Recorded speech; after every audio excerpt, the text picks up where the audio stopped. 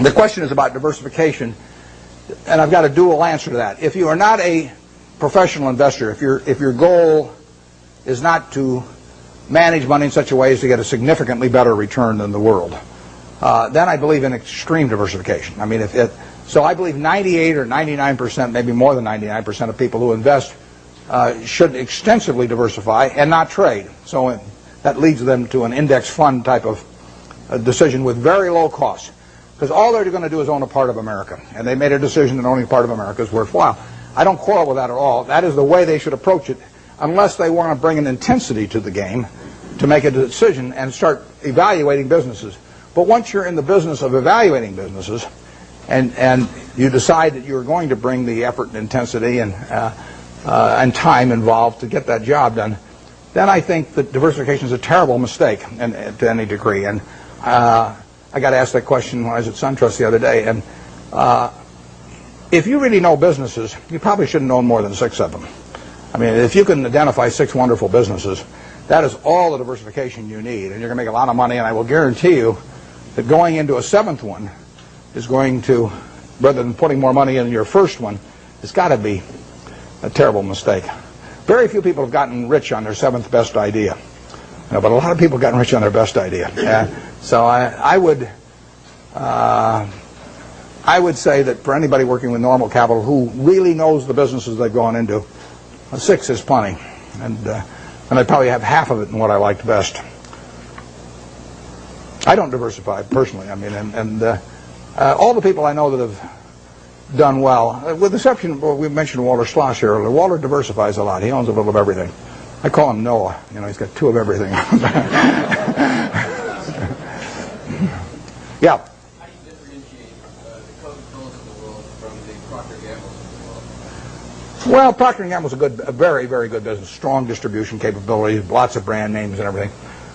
But if you ask me, if I'm going to go away for 20 years, to put all my family's net worth in one business, but I'd rather have Procter & Gamble or Coke. Actually, Procter & Gamble's a little more, it'd be more diversified among product line, but I would feel sure of Coke than Procter & Gamble. I wouldn't be unhappy if somebody told me I had to own Procter & Gamble during that 20-year period. I mean, that would be in my top 5% because they are not going to get killed. But I would feel better about the unit growth and the pricing power of a Coke over 20 or 30 years than I would about a Procter & Gamble. Right now, the pricing power might be tough, but you think of a billion servings a day, an extra penny, $10 million a day, We own 8% of it. That's $800,000 a day for Berkshire Hathaway. You get another penny out of the stuff.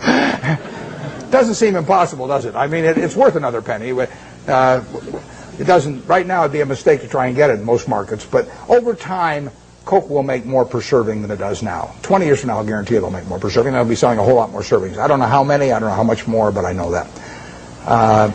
P&G's main products, I don't think they have the kind of dominance.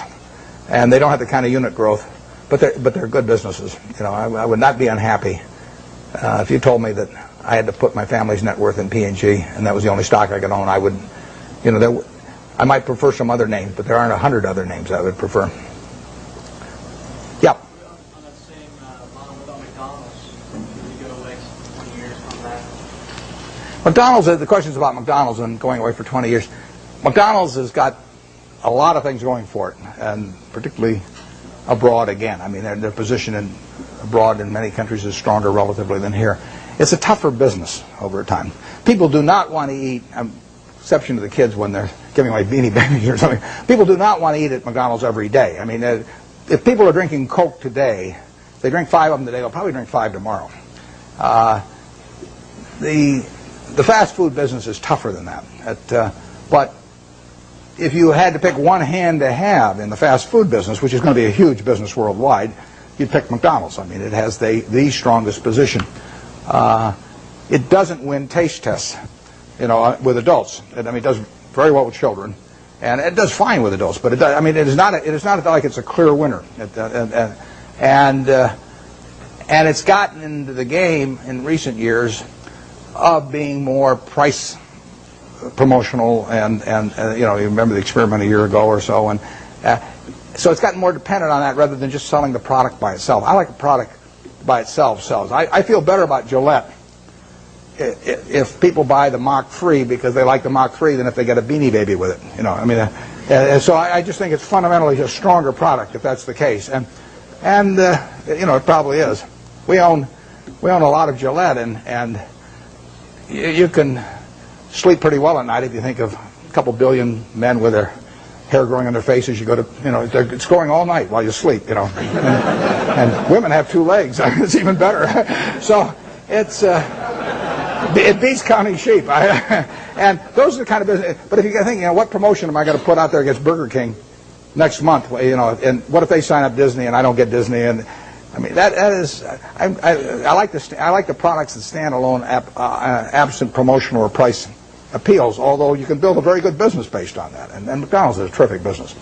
It's not as good a business as Coke, but that, you know, there really are hardly any. It's a very good business. And if you bet on one company in that field, aside from Dairy Queen, of course, you want to bet on McDonald's. We bought Dairy Queen here a while back. That's why I'm plugging it shamelessly here. Yeah, way back there. What do I think of what?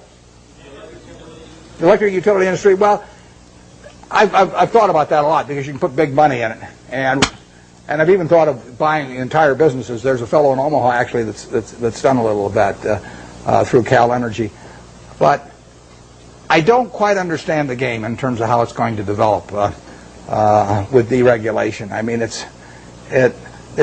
I can see how it destroys a lot of value for the high-cost producer, you know, once they're not protected by a monopoly territory. And I don't for sure see who benefits and how much. I mean, obviously the guy with very low-cost power, some guy's got hydropower, you know, at 2 cents a kilowatt or something like that, has got a huge advantage. But how much of that he's going to get to keep and everything, or how extensively he can send that outside his natural territory, I haven't been able to figure that out with it, so that I really think I know what the industry is going to look like in 10 years. But it is something I think about, and if I ever develop any insights, you know, that call for action, I'll develop, you know, I will act on it. But because I think I can understand the attractiveness of the product, and it's all of that, all of the aspects of certainty, of user need, and the fact that it's a bargain and all of that. I understand. I just don't understand who's going to make the money in it 10 years from now, and that keeps me away.